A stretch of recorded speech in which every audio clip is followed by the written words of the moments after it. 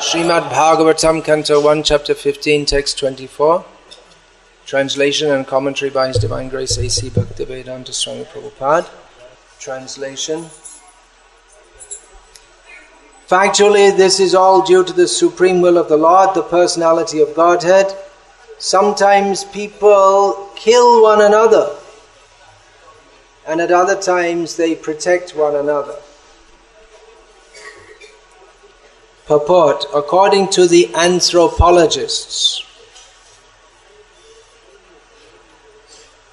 I believe it's in the BBT style sheet.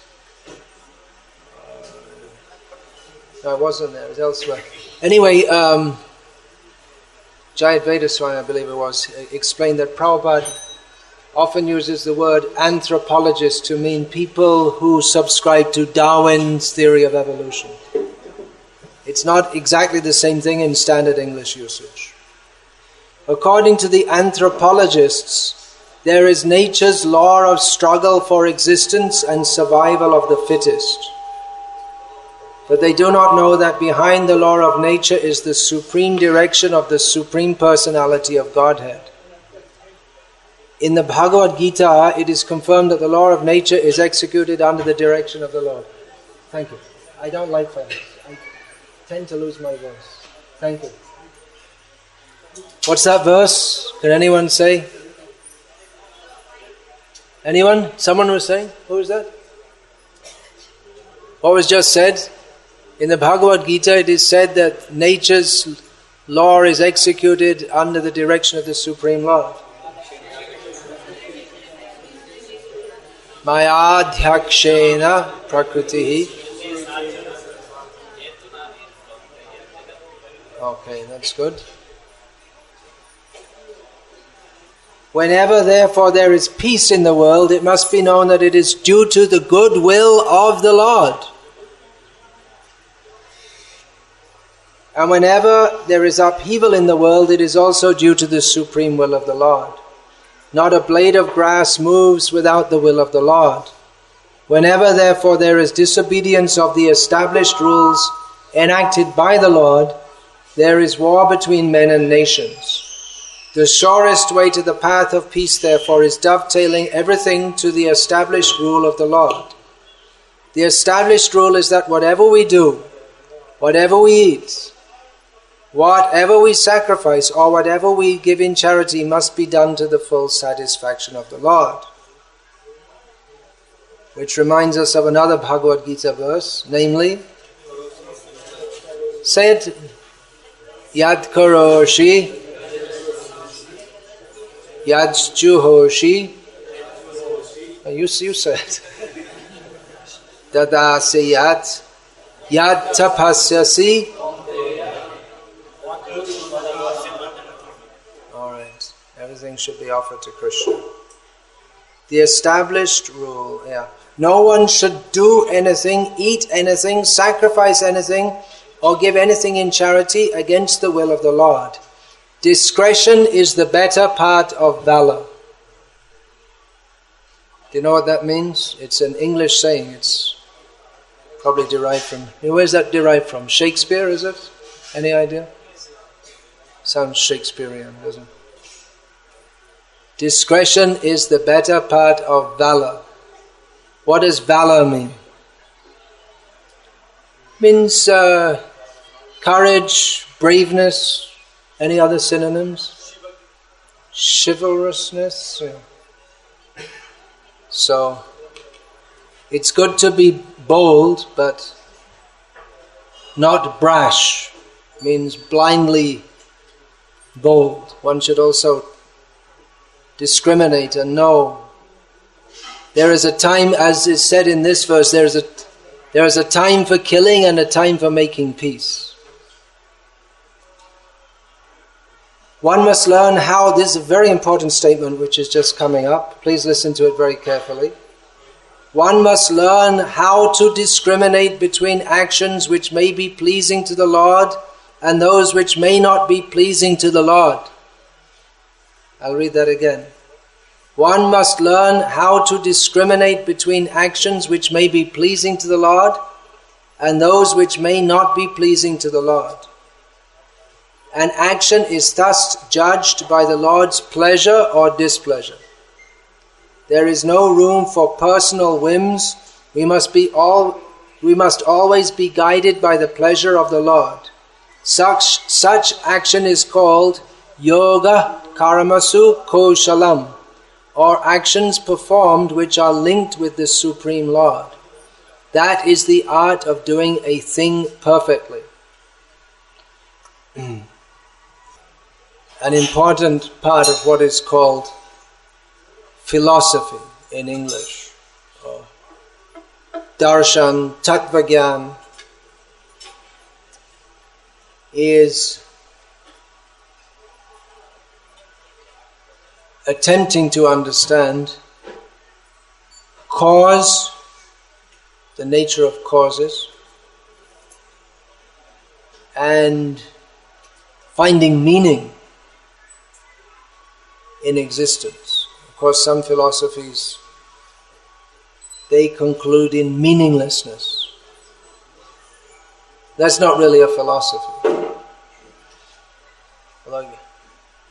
But ascertaining causes, because to understand the cause is not always very easy. If we see an apple, we think that it came from a tree. Probably none of you here saw, or not many of you here saw an apple tree, because they don't, as far as I know, they don't grow in South India. In Himachal Pradesh, you get apple trees. But you know that apples come from trees. Once I was in Udupi with a group of devotees from the Delhi area, and someone presented me with a pineapple.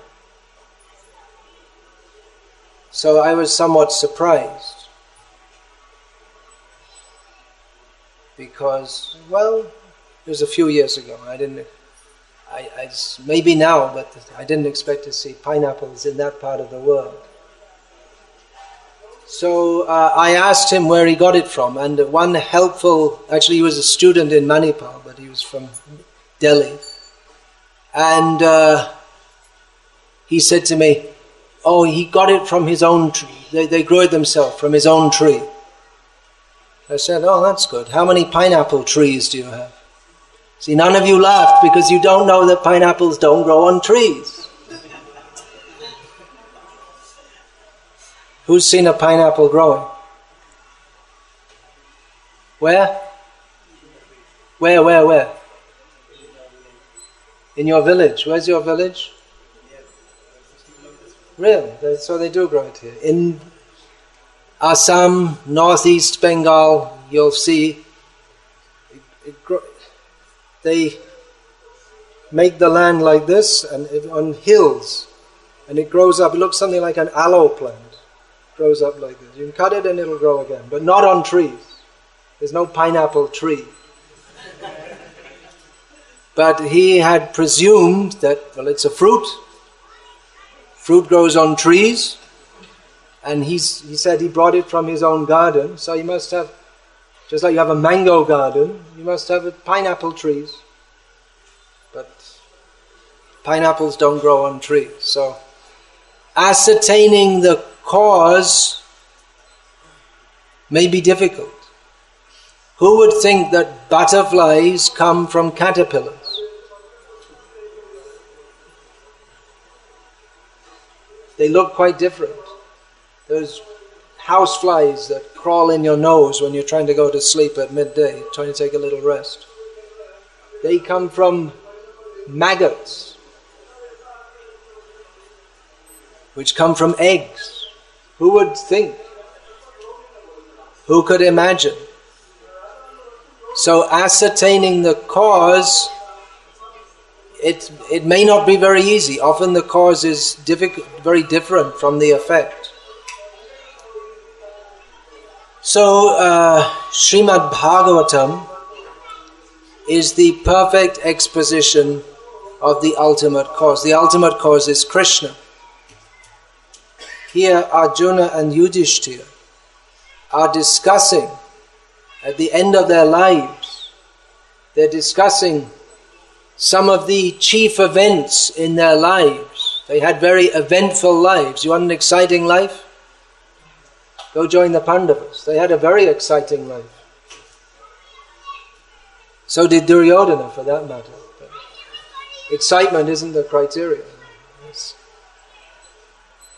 They had a very exciting life, and not just in some video game. It was the real thing for them.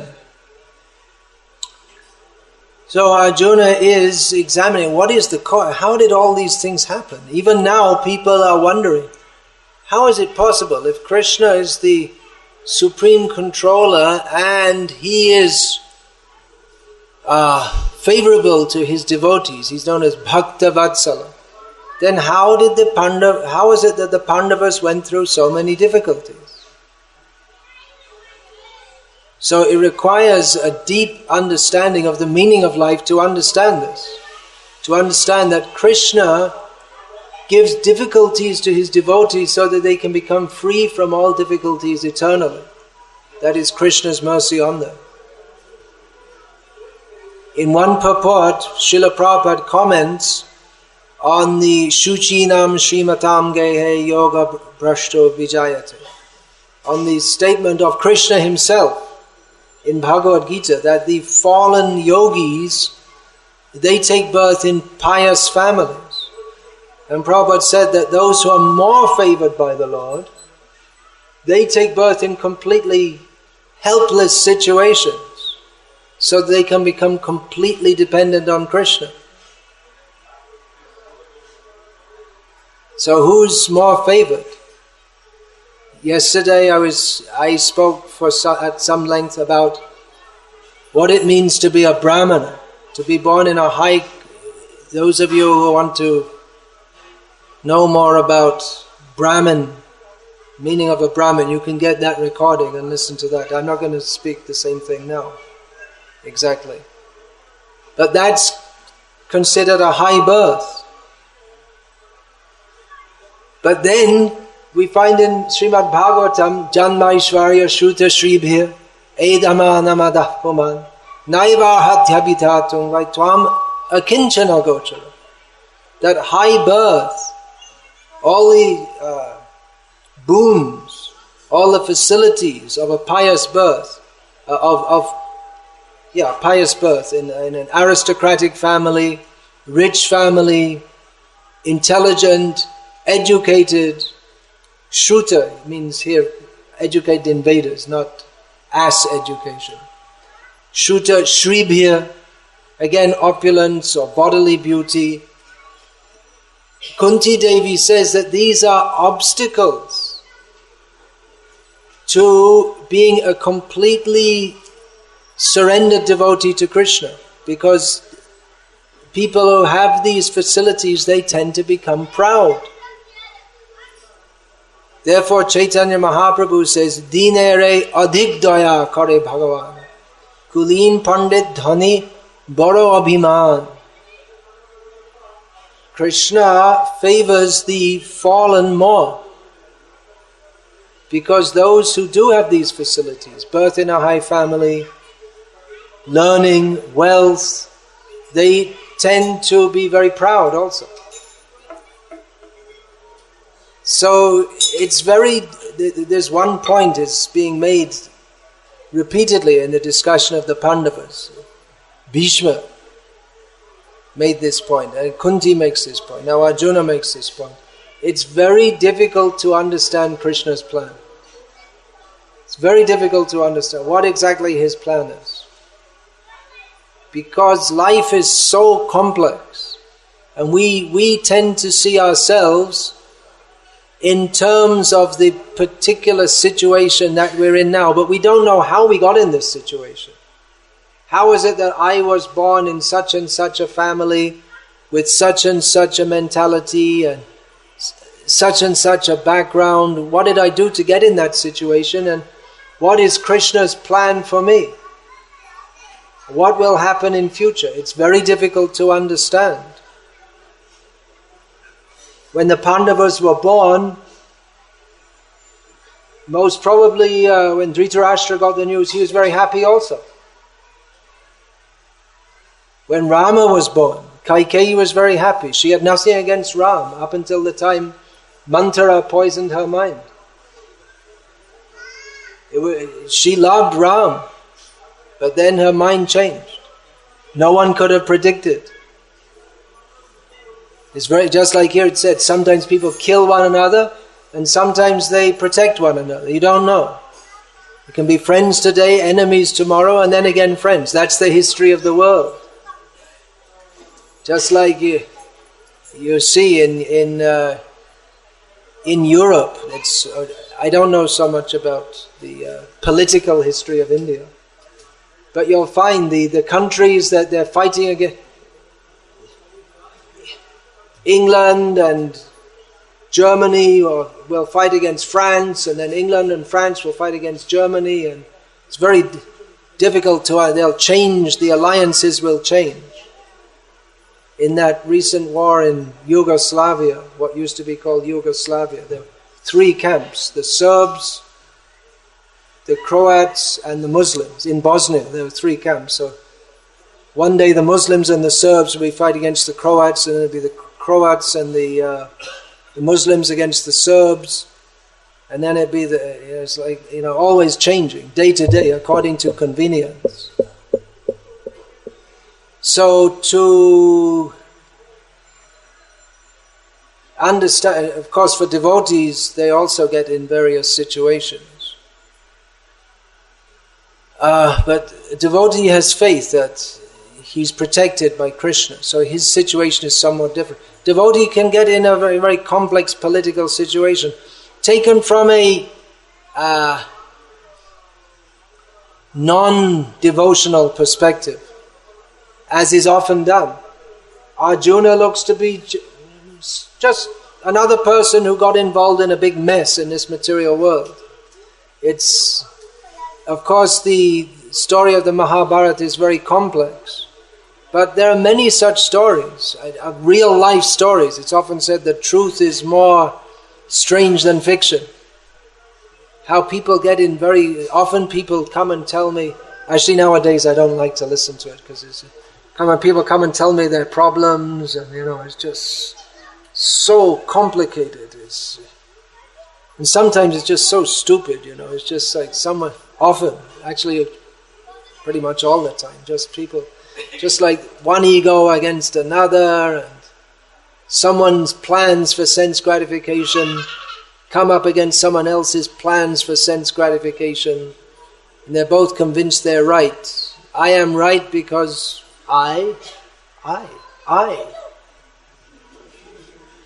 it's me, it's my interest. So, life is very complex. What is the ultimate cause behind everything?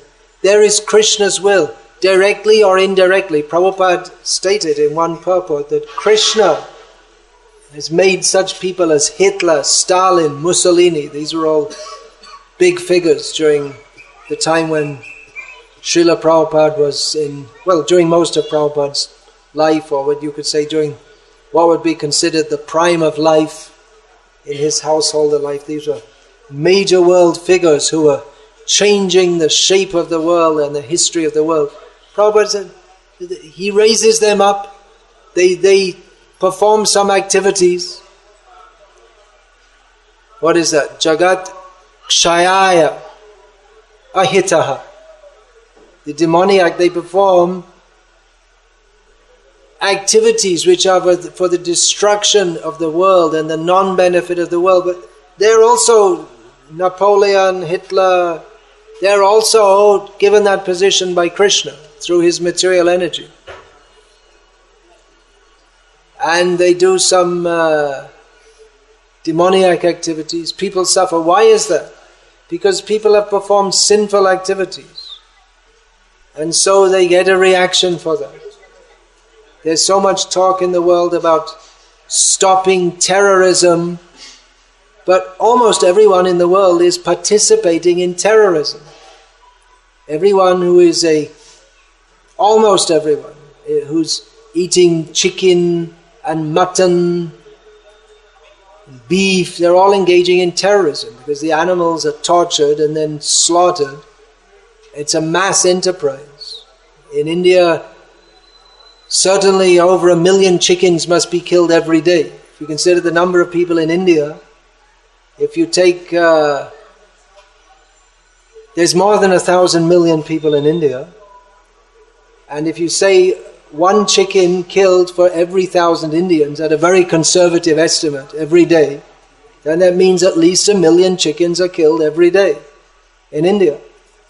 And they're kept, you see how they're kept? They're kept in these poultry farms and very horrible conditions throughout their life. So that's terrorism. The animals are tortured throughout their lives and then killed.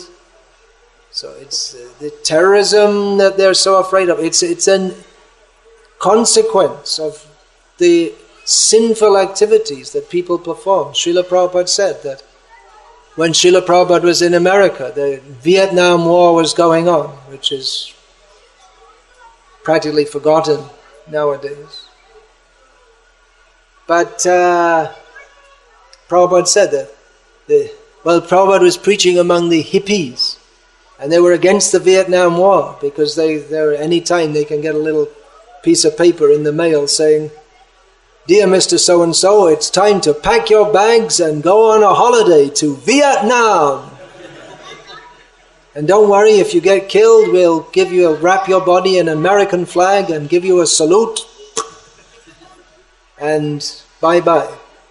So Prabhupada said that because they're killing so many animals, that the flower of their youth, the young men, they are being sent to slaughter, just as like they're sending the animals. So if we tell this to people, especially in the West, where they have, now they have maybe the most rudimentary idea of karma.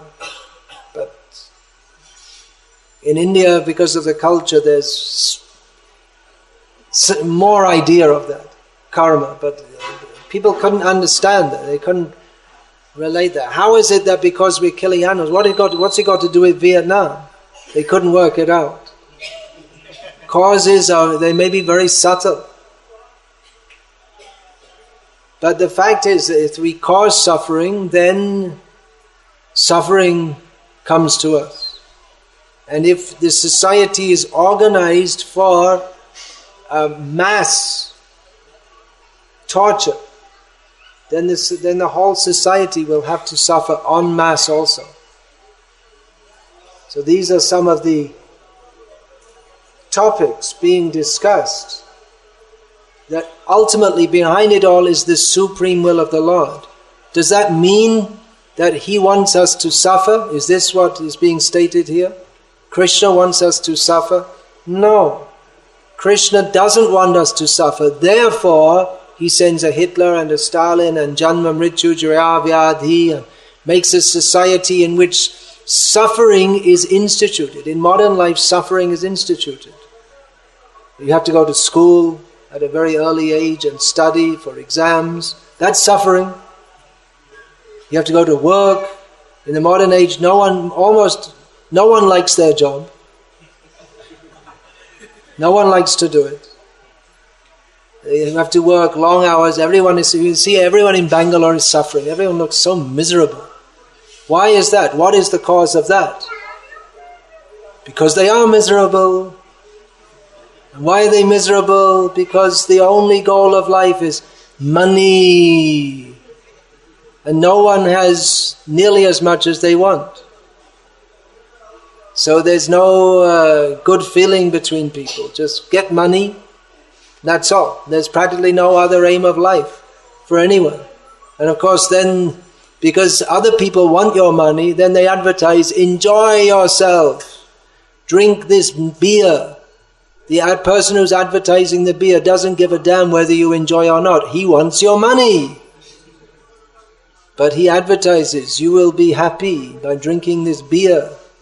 And he gets your money, and then you have less money. And you wish I had more money, then I could buy more beer. Like this. Krishna doesn't want us to be miserable. But because we don't take Krishna's prescription for living happily, then we have to suffer in this world, and Krishna arranges for that, so that at some point in time we can come to the realization that I'm not meant for suffering. Why am I suffering? One should begin to think, one should question. It's not enough simply to be nominally religious. I am a Hindu. I am a Muslim, or whatever. This is not what we get from Srimad Bhagavatam and Bhagavad Gita. We don't find Krishna says, join the BJP. Or Gar se kaho hum Hindu hai. We don't say that. Krishna doesn't say that.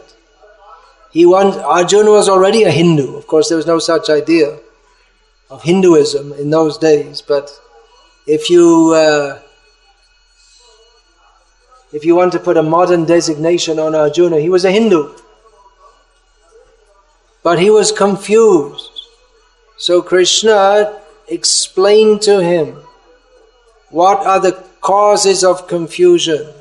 Confusion means lack of proper knowledge. So Krishna gave him that knowledge. But it's somewhat complex to understand all the different tattvas. We find again and again in Bhagavad Gita, Lord Krishna speaks about Shraddha. Shraddhava labhade jnanam. One who has faith gets knowledge. Ashradadhana purusha dharmasyasya parantapa aprapya mang nevartante mrityu sangsara varnam. Those who are not faithful on this path, Krishna says, they do not attain me. They return to birth and death. But then Krishna doesn't say just believe. Faith is required.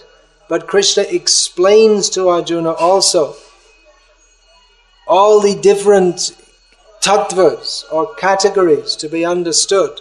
Krishna explains all of these briefly. Bhagavad Gita is a brief overview of Ishvara, Prakriti, Kala, Karma, and what's the other one? Ishvara, Kala? Jiva. So Bhagavad Gita is a brief overview of how these different tattvas interact with each other, and practical direction on how, understanding all of these, one can live in this world under the direction of the Supreme Lord. As this is stated here in this verse, all that we have seen in our lives, ultimately we're all working within the will of the Supreme Lord. As Krishna said to Arjuna, Nimitta matram bhava savyasajat. You're very expert in fighting. You can shoot your arrows with both hands. But for all your skill, Arjuna, Krishna told Arjuna that you can only become an instrument. If you consider yourself an instrument, that is the perfection of Arjuna's activities. To understand what is Krishna's plan and to act within this. Srila Prabhupada writes here, one must learn how to discriminate between actions which may be pleasing to the Lord and those which may not be pleasing to the Lord. Maybe Arjuna thought that I won't fight, Krishna will be pleased. I'm saying, Nayotsya, I'm not going to fight, Krishna told. Arjuna told Govinda, he may have thought, well, Govinda will be very pleased. You see, I've become very philosophical and very saintly, and Krishna is going to be pleased with my decision not to fight because Krishna is good, and now I'm being good. He might have thought that. I mean, after all, Arjuna was a devotee. It wasn't that when Krishna told him, Manmana bhava madbhakto, he thought, wow, that's a great idea. I never thought of that one before. He's already there, life after life. He can't do anything but think of Krishna and be his devotee.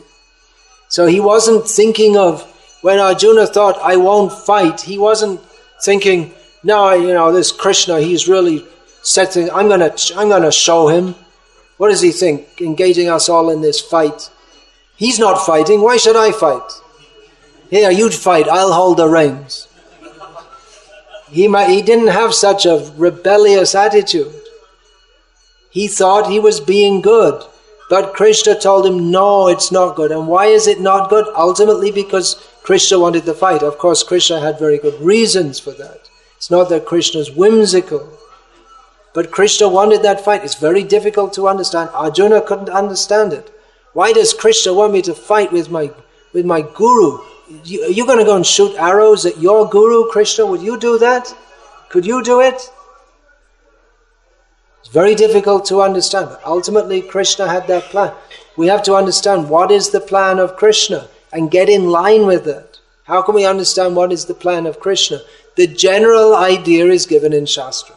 That is the general idea. What is the meaning? What is the nature of this world? Why we're in this world? What is our duty within this world? And specific instructions are given in Shastra. So that's the general guideline is given in Shastra. As Krishna famously said in Bhagavad Gita, Ya Shastra Vidimutsraja Vartate Kamakarataha, acting according to our own will. Nasa siddhim apapnoti, nasukam na paramgata. One who does not act according to Shastra, but acts whimsically according to their own desire, they cannot attain perfection, nor happiness, nor the supreme direction.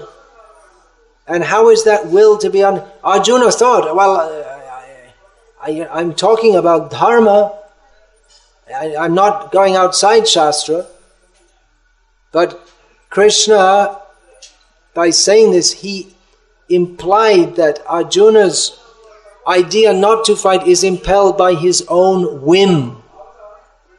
It's not the Shastric conclusion. In Shastra there are so many directives for so many different persons, places, times, conditions. For a Kshatriya not to fight in a situation where he's supposed to fight, that is abominable. He should fight. In a situation where he's required to fight, he must fight. For him not to do so is highly sinful. So all these points have to be understood. What is the plan of Krishna? The general plan is given in Shastra. And the specific plan that we may have to learn from our personal guide, our guru, will tell it. Because often, life being so complex, there are many directions, and often the directions, they may be apparently contradictory. It's called dharma sankat. When you're in a situation, if I do this, it's according to Shastra, but it's against another Shastric injunction. And if I do the other thing, it's this. Either way, you have to break some dharmic law. That was what Arjuna's situation. He knew as a Kshatriya he was supposed to fight, but then how can you attack your gurus in battle? And how can you fight in a situation which was going to devastate the world? That was Arjuna's dilemma. And the whole Mahabharata is full of that, demonstrating situations where what do you do? What should someone do in such a circumstance? Krishna told that story of the Brahmana who made the vow never to tell a lie. But when the robbers came and they asked, did you see the person we're chasing? He's got all that money, we want to kill him and take his money. Did you see him? Yes, I saw him. Where did he go? He went that way. The robbers went and killed a man. And the Brahmin, he didn't tell a lie. He kept his vow. He went to hell. Because in that situation, he should have told a lie. He kept his vow throughout his life. But by keeping his vow and by being truthful, he went to hell. Because in some circumstances, telling a lie is required. And in some circumstances, to tell the truth is sinful. And to tell a lie is pious. Not normally, but sometimes it may be. So therefore, we must learn how to discriminate between actions which may be pleasing to the Lord and those which may not be pleasing to the Lord. Anukulyasya sankalpa pratikulyasya varjanam. In the path of surrender, the important, the two factors which guide our activities, we have to judge. We have to do that which is favorable for devotional service and avoid those activities which will impede our advancement in devotional service. So there are general guidelines given in Shastra. What should we do that will nourish our devotional service? So that begins rising early in the morning. That is favorable for advancement in devotional service. Sleeping late, that is not favorable. So many rules and regulations are given so that will help us to advance in devotional service. So one must learn how to discriminate. I was asked to speak something about Brahminical initiation. Well, like I said yesterday, for 2 hours I spoke about on that subject. Srila Prabhupada wanted his disciple, he wanted to create a class of brahmanas to lead the world. The world is like a body without a head. It's like a ghost. There's no proper direction. So brahmana means, Prabhupada wanted to create a class of brahmanas, means persons who are very learned in Shastra and who by their activity, by the way they live their life and by the way they instruct others, they can give proper guidance to others to be the leaders of society. So they have to be ideal. They have to know Shastra, otherwise what's the meaning? And you have to know how to implement that, and we have to live that ourselves. A brahmana doesn't sleep until 6 o'clock in the morning. A brahmana must be up early in Brahma Muhurta, must live an ideal life. Brahmana is always engaged in the service of Krishna. So this class of brahmana is required who studies very deeply the imports of Shastra and can explain all these points. Sometimes people kill one another and at other times they protect one another. So of course that means one group, because you can't protect someone who's been killed, but that means like a group of people, just like there was the Kauravas and the Pandavas. Sometimes they were together, sometimes they were opposed. The Kaurava, when the Duryodhana and company were captured by the Gandharvas, then Bhima, the Pandavas came across them. Bhima thought, great! We were thinking we had to fight them, but our job's done. It's already they're caught and they're captured, so our job's done. And Yudhishthira said, no, this is our family prestige. See, they're the same family as us. Remember? We're cousins. So even the Gandharva king, Chitrarat, I think, he was the friend of Yudhishthira, but Yudhishthira fought with him. No, it's my brother, you can't capture him. So they were together. Of course, Duryodhana forgot that approximately 1 second after that. And he remained totally, he took it as an insult. He was already insulted and he took it as a greater insult that the Pandavas had released him. But that's the way it is. Life is very strange. You can never understand what will happen. Just like now in Bangalore, there's a fight going on between some pundit sitting on a hill and some others who are sitting in this room. But you never know. They might be together again at some point in time. You can't say. Difficult to say.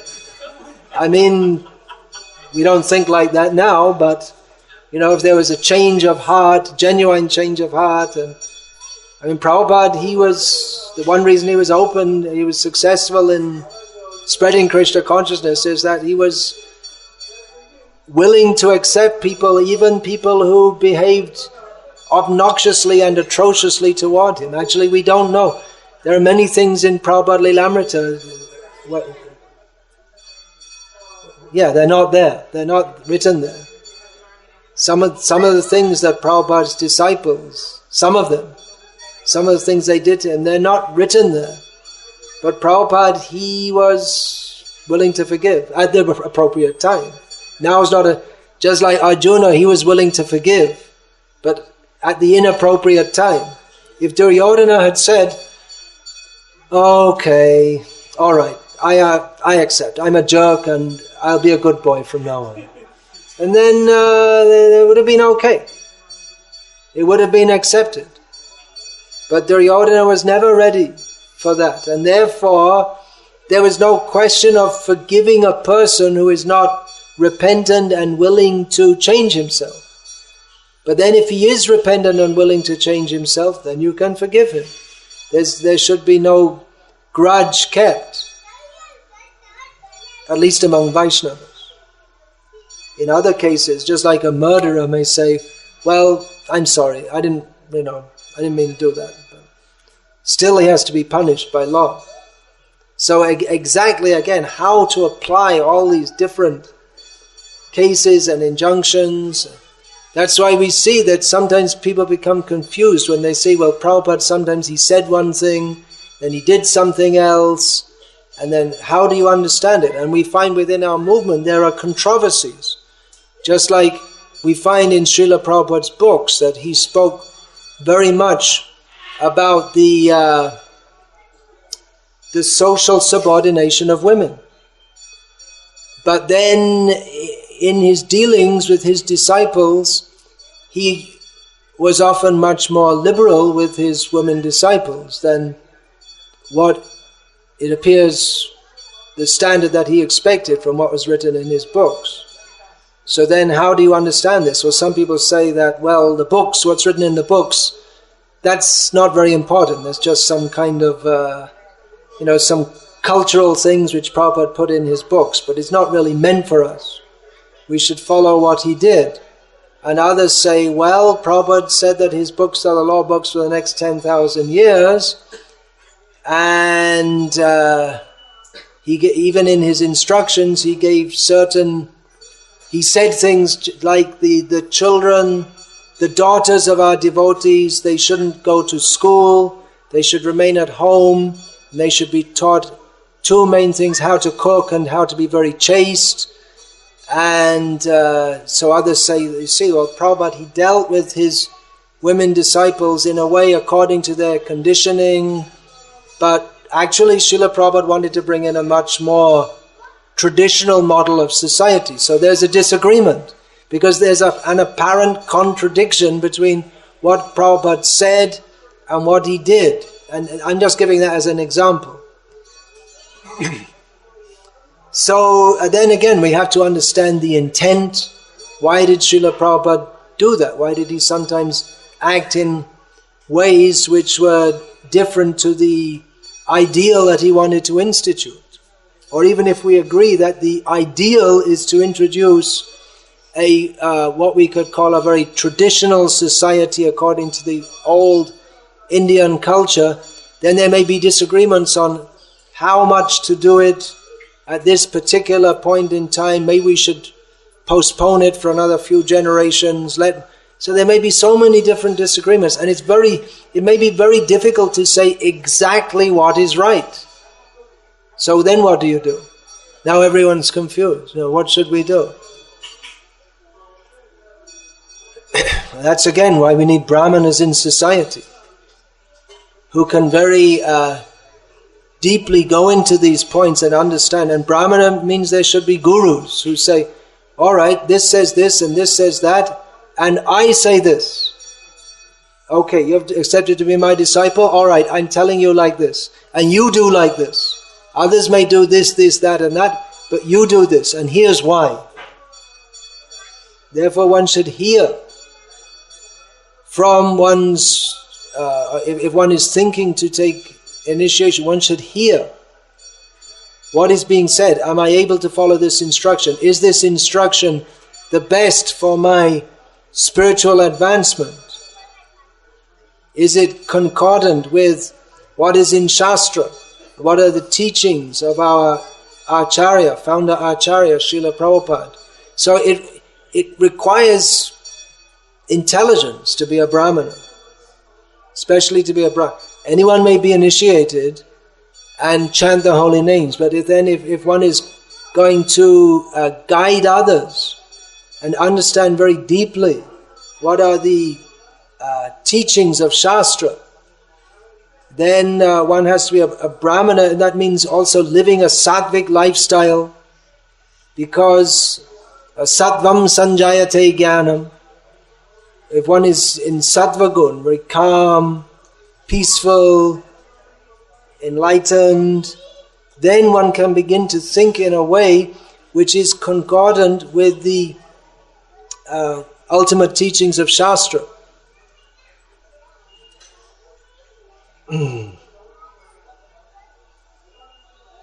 There is no room for personal whims, Srila Prabhupada writes. We must always be guided by the pleasure of the Lord. So that should be there, not by our own whims. Some rascals posing as devotees, they say, well, Krishna, see, I'm a devotee of Krishna. Krishna wants his devotee to be happy. So I like to do this, that and that. So Krishna will be happy if I do it. I like to eat fish. So Krishna gave the fish. God gave the animals to men so that we can enjoy them, we can eat them. This is standard Christian dogma. God gave the animals for us to eat because He loves us. So the Brahmana, of course any Vaishnava, he only eats, as Prabhupada said, for the pleasure of the Lord, means only takes Krishna prasadam. There's no question of being a Brahmana, going out to some kami restaurant and eating, buying some bread from a shop. Yes, it's vegetarian, isn't it? Yeah, okay, all right. Hope so, all right. And, this is not Vaishnav life. What to speak of Brahmana, who's an ideal leader of the human society. So it requires a high standard for this. All right, any question about this? Oh, yeah, I have one thing. You can take a note of this. There was this, among the questions, I'll answer your question. How to respond to a person who says, well, I'm not the very Siddhantic type of devotee, but I just love Krishna. And I'm very fallen, but I know that Krishna is very merciful and He accepts my feelings. So how do we reply to this? Well, my reply to this was that there's not much you can say because the person's not very sincere, actually, to be a disciple. They think I'm already a devotee because I love Krishna. It's just my feelings which I have for Krishna. They're not very serious about the path of devotional service. They think they're already there. It's prakrita sahajya bhav. But then we can present to them what is written by our acharyas. For instance, Krishnadas Kaviraj says, Siddhanta bolya chitte na karaha alash, eha hoite Krishna lage sudhira manosh. Do not be lazy in understanding Siddhanta, that very term which this so-called devotee has derided. I'm not the Siddhantic type. I'm not a Siddhanta. What is that? I just have a feeling for Krishna. So, Krishnadas Kaviraj says that don't be lazy in understanding Siddhanta, because by understanding Siddhanta, the mind becomes very strongly attached to Krishna. And in this theme, following this theme, Bhaktisiddhanta Saraswati Thakur said, Siddhanta alasjan anartha tacharena. Those who are lazy in understanding Siddhanta, they do not give up anarthas. They remain full of anarthas. And in that purport also, that's Srila Prabhupada quote, no, not in that, but that we should also see the verse and the purport, Tadstradadhana munayo jnana vairagya yuktaya Pashyanti atmani chatmanam bhaktya shuta grihitaya. Please see this verse and purport from Srimad Bhagavatam. Also, please consider the purport of Shruti Smriti Purana Adi Pancharatra Vidhin Vina Aikantaki Hare Bhakti Utpatayaiva Kalpate. That so-called devotional service, which is not based on Shastra, Shruti, Smriti, Purana Adi Shastra, that is simply a disturbance in society. It's not actually bhakti at all. So please consider the Acharya Vatmanu Gamanam, the purport of this, following the path given by the Acharyas. It's not just, I feel, therefore I feel for Krishna. But everything has to be according to the Shastric direction. Yeah, then there's a question.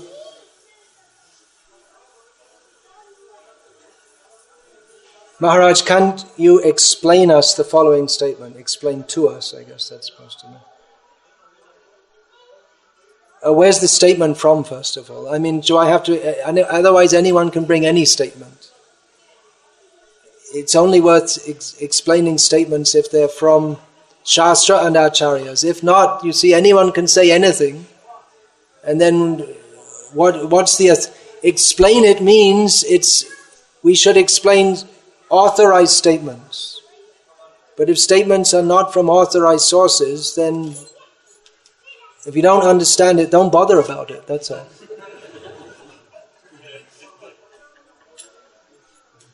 Just don't bother, so many people say so many things. But it should be should be from Guru, Sadhu and Shastra. If you don't understand, if there's a statement someone made and you don't understand it, ask them I didn't even read what the statement is, because what's the point? Ask them what is the Shastric basis of this statement. Don't ask me, ask them.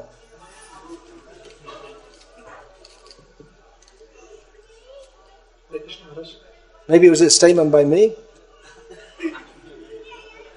Anyway. Yeah.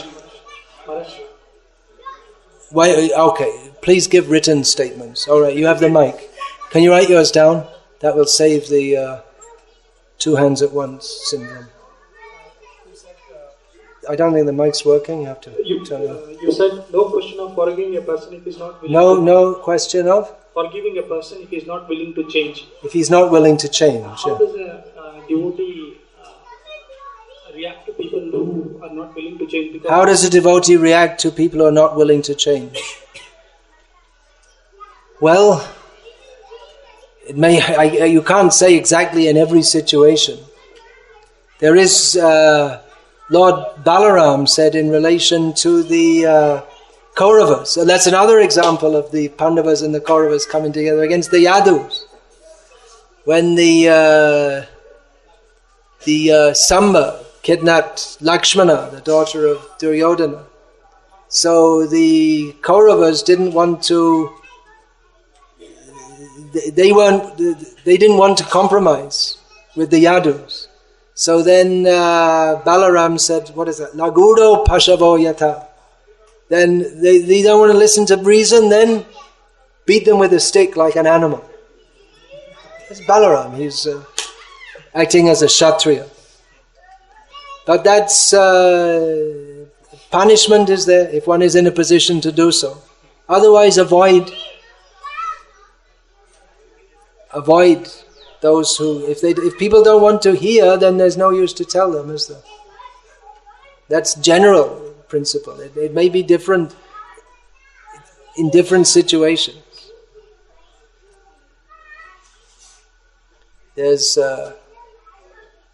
There may be various ways you can induce people to do that which is good for them, if they don't want to take direct instruction. Yeah.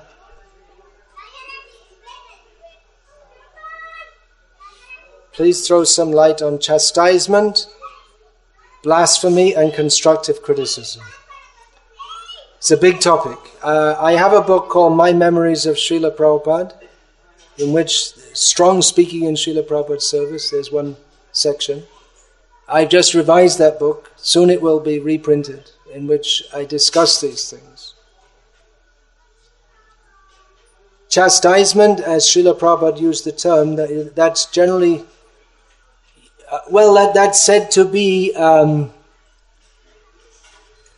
to rebuke someone or to speak strongly to them for the purpose of pointing out their fault, for reforming them. Or it may not reform them, but it may point out their rascaldom to others who might be otherwise influenced to follow their rascaldom. Blasphemy means that someone has got good qualities and one is envious of them, and therefore criticizes them. Constructive criticism, that means to point out the fault with the aim of rectifying it. In brief, it's a big subject. There's a lot of fluffy stuff going around in our movement in the name of you shouldn't criticize anyone, but this is a ridiculous proposition. You shouldn't see any fault, but if you don't see any fault, how are you going to say who's fit for initiation, who's not? No one's got any fault, and then they don't even need initiation because they're already perfect. And in the name of not pointing out faults, often this is how this guy on the hill got in the position he was. I mean, at one point some people were saying, look, this man's doing wrong. And said, no, he's a good Vaishnava. And then they let him get in this position. In the name of being a good Vaishnava, this man on the hill got in the position he is. He took advantage of this, no, you shouldn't say anything against a Vaishnava. So this is simply sentimental to say that no one should ever speak any bad about a Vaishnava at any time. It's unrealistic.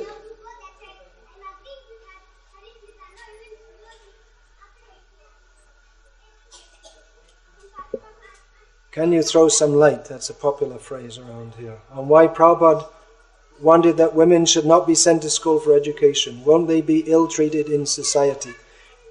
Everyone's ill-treated in society.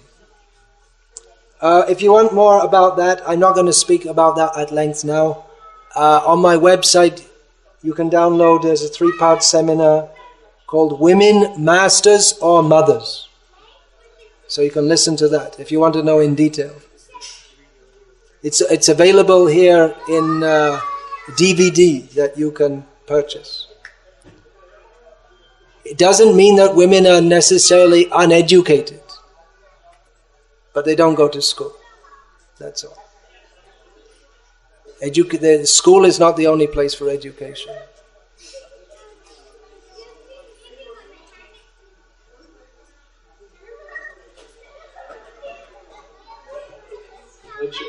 When we criticize someone, how do we know? Ill-treated in society, sending them to school is ill-treatment in the first place. Sending anyone to school is ill-treatment.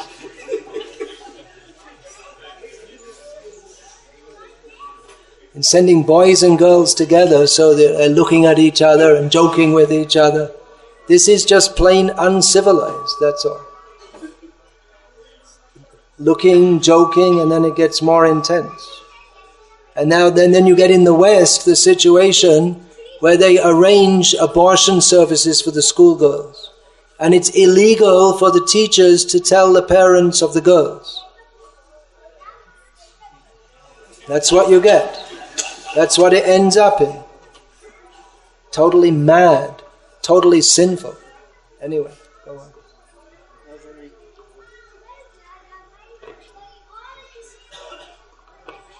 Okay, just tell me and I'll repeat it here.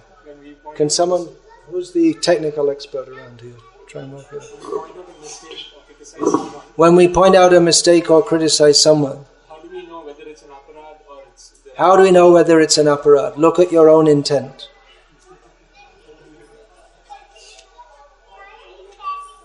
It may be taken as an offense, even if it's not meant to be offensive.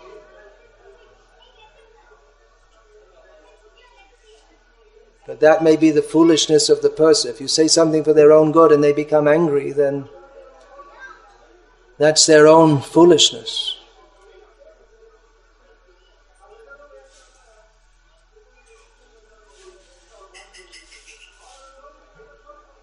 All right, yeah. Such a situation where the person whom we are... There's a big topic around here. Huh? In such a situation where the person who... The person we're finding faults with. I mean, we don't find faults. Fault finding is not good. Don't go looking for faults. But if they become apparent and it's a disturbance to others and it's an obstacle in their own devotee's advancement, then it's only kindness or proper to try to rectify that. You know, if someone like regularly they come in the temple room when their breath is smelling of garlic, for instance, and someone should say something. They don't have to like shout at him and yell at him, but they could just, excuse me, sir, but you're coming every day and it's actually an offense mentioned in Shastra, so please either stop eating garlic or take, mukvas before you come, or eat your garlic 3 hours or something before you, but please, you should say something. It's better to say something. Here's someone brought it up to me that in Russia there was someone they had their Namhata meeting in their apartment in one place in Russia. And then one person would come every time he would come drunk. But he didn't cause a disturbance. He'd just go and sit there and he'd chant a bit and he'd smell of alcohol and he'd look like an alcoholic and he'd take prasad at the end. And sometimes he'd talk some nonsense, as drunken people often do. But he wasn't grossly harmful. So there was a discussion among the devotees, should we let him come or not? And some were saying, well, he doesn't do any harm and he's taking prasadam, so why not? And others were saying that, look, we're trying to get new people to come, and they come and there's this drunk, crazy guy stinking, and first impressions are lasting, so better, give the guy tell him, you come back after 2 hours, we'll give you some prasad outside the door. So there was a discussion, no, he'll miss the kirtan. So how do you decide? I would say in the name of being merciful to someone who's not very likely to take our Krishna consciousness very seriously, because he's a hardened alcoholic. Better you don't put off others who are more likely to be serious. So what's merciful? Is it merciful to let the drunk in and turn others away? Turn off others? You have to consider.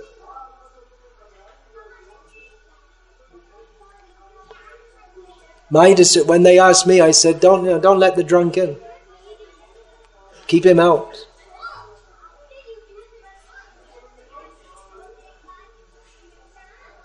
Yeah, then. How long is this session supposed to go on for? You all want to take prasadam? Is it? Is it no reply? Is it like unlimited or what?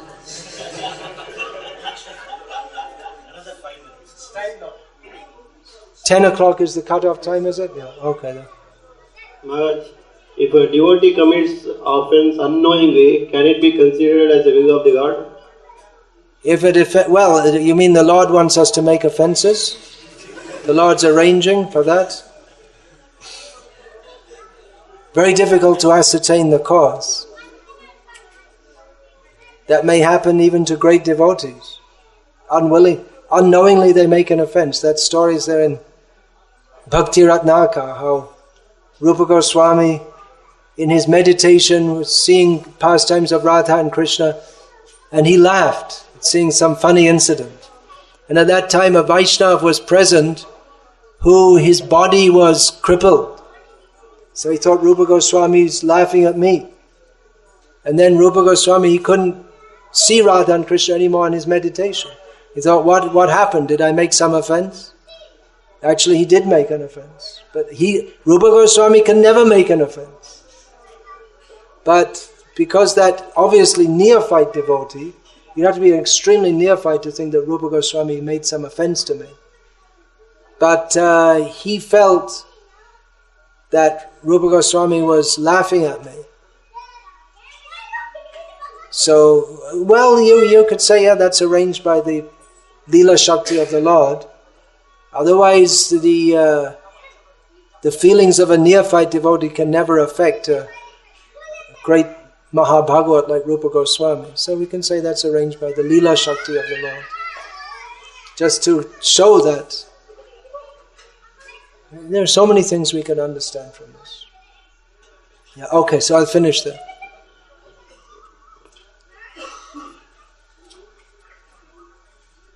Hare Krishna. Thank you for your patience in listening. Recently in Tamil Nadu we had a 7-day camp, Shravan Kirtan camp, lots of philosophical lectures for 7 days. And I was surprised and pleased that so many devotees, they sat and listened for 7 days and they were happy to do so. That's good. There's still hope. People have the inclination for that. But then why only 7 days? Why not 365 days? That can be. You don't have to spend all your life working for Kripana Durajana. You're not obliged by any law of the state or law of God. It's just a social convention.